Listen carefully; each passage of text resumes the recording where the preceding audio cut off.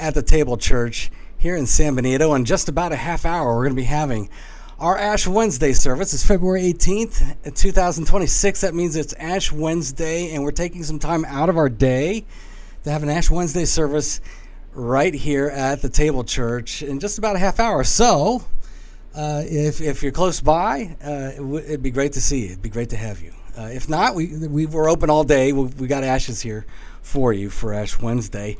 And I thought I would just spend just a little bit of time working up to, just in the next couple of minutes, talking about why Ash Wednesday, why Lent. We get that question just about every year. I've seen a lot of chatter this year. I don't know if it's been more chatter than most, but a lot of chatter online about why we do this. And right off the bat, I want to say, yes, it's man-made, but there's a lot of things that the church does that are man-made. In fact, we all have our rituals.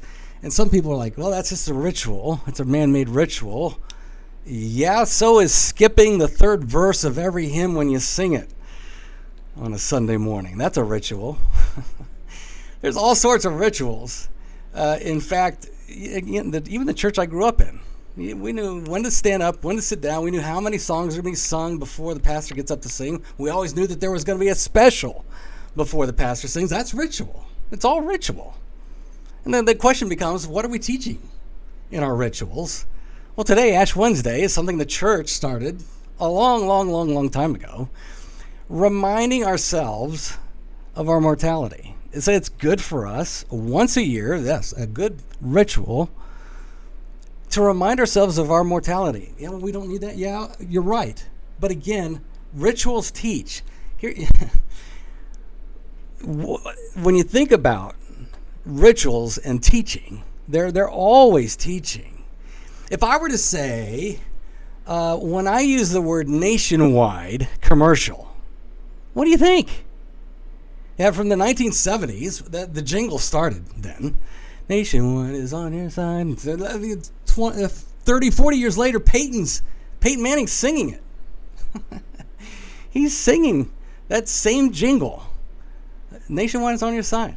Allstate, the good hands people. We're taught. I remember just the other day, I caught myself driving by a Burger King, and the jingle went in my head from the 70s. Have it your way, have it your way. Yeah, this is from the 1970s. The ritual teaches. Ad people know this. So what are we teaching ourselves today with Ash Wednesday? It's a tradition that's very, very helpful for us. The big thing is our mortality. Ash reminds us that there's going to be an end, that all of us are headed for death. Death is a real thing. And the church doesn't sugarcoat that. Well, I think we do sometimes, but this is an attempt not to sugarcoat it, to make death very, very real. Because often we don't. We build our lives trying to avoid it, and for good measure, we take care of ourselves. But some people go the extra mile trying to avoid death. But we're all going to die. We're all going to die someday. That was a Twitter account.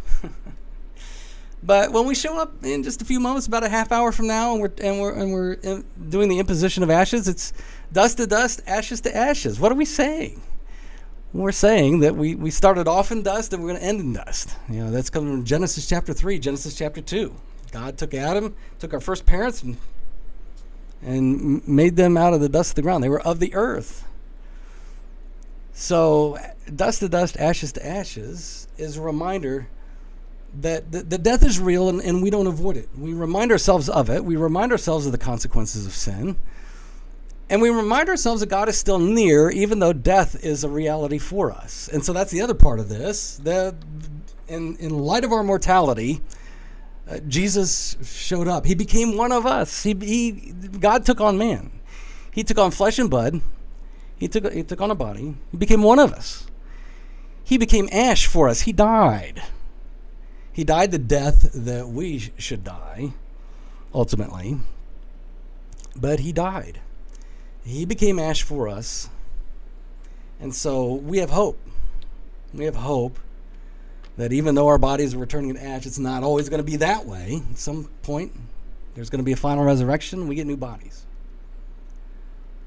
But Ash Wednesday is a gift. It is a gift that God has provided through his church to us to remind us of our need for Jesus once again. Everything we do here at the table is we remind ourselves of our need for Jesus.